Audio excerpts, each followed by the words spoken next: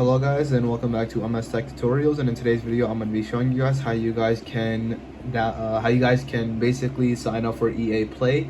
And with EA Play you can get a lot of games for free for a certain amount of time. I think College Football 25 is one of them. That's the newest one. It's one of the games that you can play for a certain amount of time for free. And let's get straight into it. So the first thing you guys want to do is you want to head over to the PlayStation Store. From PlayStation Store, what you want to do is you want to go all the way to the right where the search bar is, and from the search bar, from the search bar, you just want to click X, and there we go, EA Play.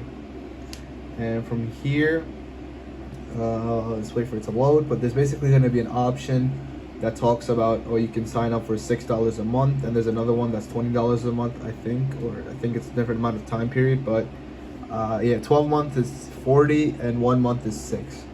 There we go. And that is basically how you can just sign up for EA Play. And yeah, that is it for the video. Thank you guys for watching. Make sure to give the video a thumbs up, subscribe to the channel, and have a great day.